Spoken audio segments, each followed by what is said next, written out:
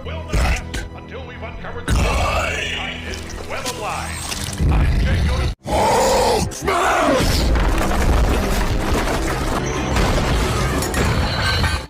अगर आपको Marvel cinematic universe की मूवीज पसंद आती हो तो आपने मल्टीवर्स का कंसेप्ट तो जान ही लिया होगा। और आप शायद ये भी जानते होंगे कि मल्टीवर्स में हुई गड़बड़ी की वजह से वेनम अपने यूनिवर्स से हल्क के यूनिवर्स में आ चुका है। हालांकि वेनम की लालसा पीटर पार्कर यानी स्पाइडरमैन पर टिकी है, पर क्या हो अगर स्पाइडी को बचाने के लिए प्रोफेसर हल्क अपने पुराने अवतार में आ जाए, तब क्या हल्क की ताकत रोक पाएगी एक ऐसे पैरासाइट को जिसे मार पाना किसी के लिए भी मुश्किल है। तो वीडियो में अंत तक बने रहें और वीडियो में आगे बढ़ने से पहले वीडियो को जरूर लाइक कर दें।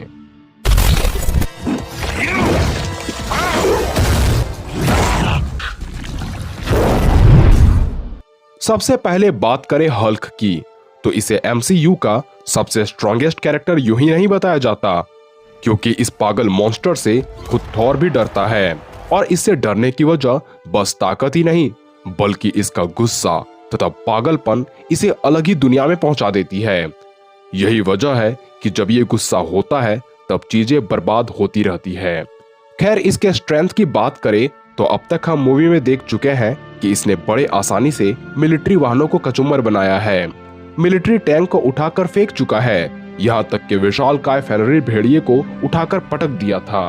और डर नाम की चीज क्या होती है इसे तो पता ही नहीं, इसलिए पहाड़ सा विशाल सर्टर पर कूदने में इसने जरा भी संकोच नहीं करी और उसे घूंसे मारना शुरू कर दिया। और ये पागल इसलिए है क्योंकि सर्टर को ये मारना बस इसलिए चाहता था क्योंकि सर्टर बड़ा तथा स्ट्रॉन्ग था, जिस वजह से हल्क खुद के ताकत के लिमिट को भूलकर अपनी पोटेंशियल जानना चाहता था। शक्तिशाली थॉर इसके पागलपन से ज्यादा वाकिफ है, क्योंकि बेवजह थॉर हल्क के घूंसे खाकर कई फीट दूर जा गिरा है। और रैग्नारोक मूवी में हुई थॉर तथा हल्क के बीच बैटल में तो हल्क थॉर को इतनी बेरहमी से मार रहा था कि थॉर को खुद को जिंदा रखने के लिए अपने अवेकनिंग स्टेट में आना पड़ गया था। हल्क की पंच में तो इतनी दम है कि इसके एक ही प्रहार से विशालकाय लेवाइथन भी नीचे आ गिरा था। पूरे धरती को मिटाने की तमन्ना रखने वाले अल्ट्रॉन को हल्क ने बिना पंख आसमान की सैर करवाई।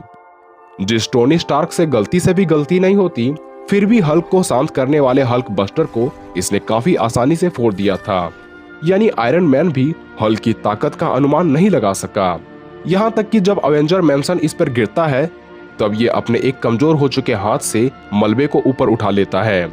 यानी हल्क कितना स्ट्रॉन्ग है ये आप जान चुके हैं, पर इसका मतलब ये नहीं कि वेनम कमजोर है, क्योंकि हमें कई ऐसे सबूत मिले हैं जो बताती है कि वेनम शक्तिशाली तो है पर हल्क की तरह पागल नहीं।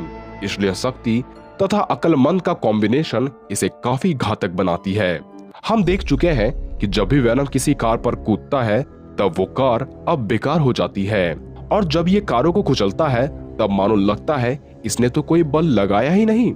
स्किल्ड स्वॉर्ड दल की टुकड़ी भी इसका कुछ बिगाड़ नहीं पा रहे थे। और वैसे तो वेनम ने अभी तक हल्क जैसे दानवों का सामना नहीं किया है, पर निश्चित तौर पर यह हल्क जितना शक्तिशाली तो बिल्कुल भी नहीं है, क्योंकि जब वेनम का सामना कार्नेज से होता है तो वेनम उससे लड़ना नहीं चाहता, क्योंकि वेनम को कार्नेज से डर लग रहा था।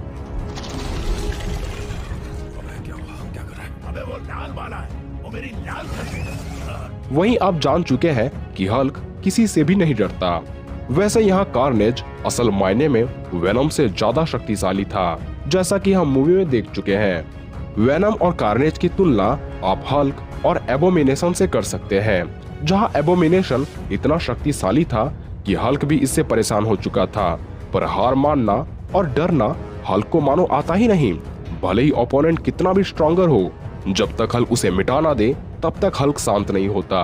और यही कारण है कि शक्तिशाली एबोमिनेशन जैसे मॉन्स्टर भी हल्क से अंततः हार ही जाते हैं। इसलिए स्ट्रेंथ के बैटल में बेशक हल्क से जीत पाना वेनम के बस का नहीं, पर दूसरे एस्पेक्ट जैसे कि ड्यूरेबिलिटी की बात की जाए तो सच में वेनम की ड्यूरेबिलिटी तारीफे काबिल है।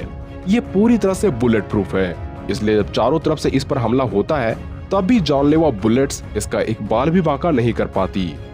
यहाँ तक कि जब कार्नेज से हो रहे बैटल में जब कार्नेज इसे नीचे गिराता है तब 100 फीट से भी अधिक ऊंचाइयों से गिरने के बावजूद भी इसे एक खरोंच तक नहीं आता। कार्नेज न जाने इस पर कई प्रहार करता है, इसे इधर उधर फेंकता रहता है, इसके बावजूद भी इसे कुछ नहीं होता। और अभी तक हमने इसके हीलिंग फैक्टर की बात ही नहीं करी है, क्योंकि बात करें इसके हीलिंग फैक्टर की तो जब एडी ब्रॉक के दिल को कार्नेज छेद करके पार कर देता है तब भी वेनम इसे तुरंत हील कर देता है। ये आग की लपटों में जलकर भी जिंदा बच चुका है। आप इसके हीलिंग फैक्टर को वुल्वरीन के साथ तुलना कर सकते हैं, पर हल्क को मात देने के लिए वेनम की ड्यूरेबिलिटी ही काफी नहीं होगी। पर स्पीड ये ऐसा फैक्टर है जिससे वेनम का कोई मुकाबला नहीं कर सकता। इस पर सवाल इसलिए भी नहीं खड़ा हो सकता क्योंकि ये अपने मुंह से ग्रेनेड पकड़ चुका है। रायोट और कार्नेज से मुकाबला करने के दौरान जो इसकी फुर्ती हमें देखने को मिली थी, ऐसा उदाहरण हमें शायद ही हल्क के केस में देखने को मिले। पर वेनम के लिए मुश्किल शायद अभी भी हल्क बना ही हुआ है, क्योंकि इसकी ड्यूरेबिलिटी का कोई जवाब नहीं। क्योंकि एक और जहां कार्नेज तथा रायोट की कुछ कमजोरियां थी जिसका फायदा वेनम उठा चुका है, और अब वेनम जिससे सामना करने वाला है उसके डिक्शनरी में कमजोरी नाम का कोई शब्द ही नहीं बचा है। क्योंकि हल्क भी कई गन फायर के हमले को काफी आसानी से झेल चुका है। एयरक्राफ्ट फायर इसे 1 इंच पीछे नहीं धकेल पाती। यहाँ तक ये छोटे मोटे हमलों से और भी गुस्सा होता जाता है, और ये जितना गुस्सा होता है ये उतना ही ताकतवर बनता जाता है। इसलिए इसे चोट पहुंचाने की कोशिश भी करना अर्थात इसे और ताकतवर बनाने के बराबर है।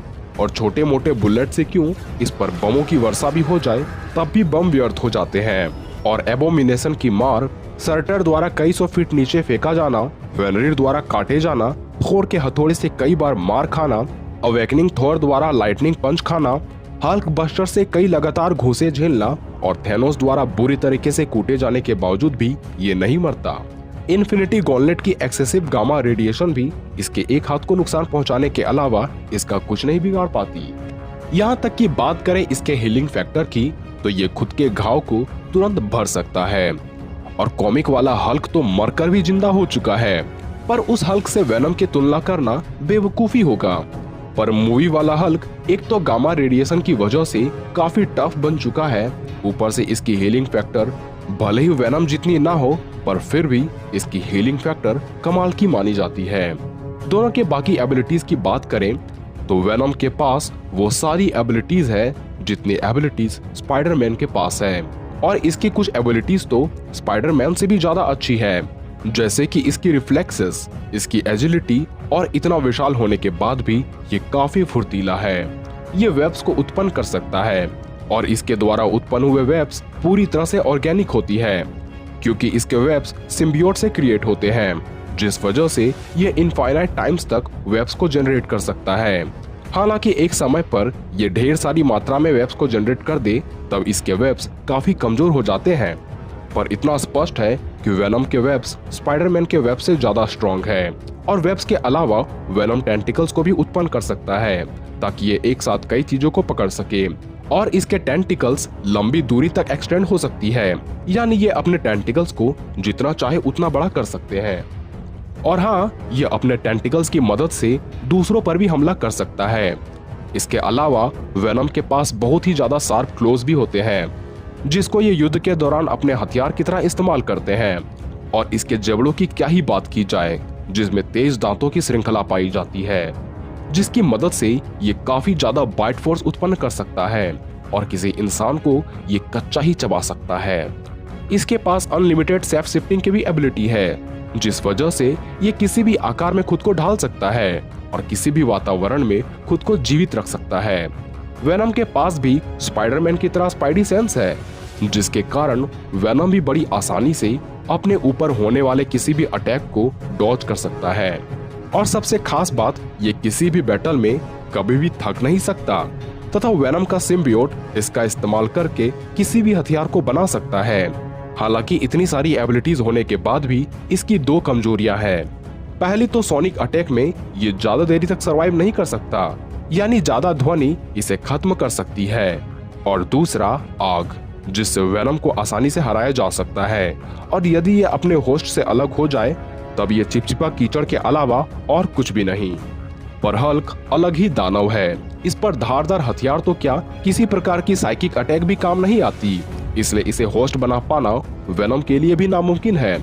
इसलिए पूरे कंक्लूजन पर आया जाए तो हल्क ज्यादा पावरफुल, स्ट्रॉन्ग तथा ड्यूरेबल है, और ये जितना ज्यादा गुस्सा होता जाता है इसकी ताकत भी बढ़ती जाती है। और अगर कभी हल्क और वेनम के बीच लड़ाई हुई तो इसके ज्यादातर आसार है कि हल्क इसे हरा देगा। यहाँ तक कि हल्क अपने हाथों से सोनिक बूम भी उत्पन्न कर सकता है। इसलिए हल्क की सबसे बड़ी ताकत वेनम की सबसे बड़ी कमजोरी होगी। खैर, इस पर आप अपनी राय में लिख सकते हैं। तो मिलते हैं अगले वीडियो में।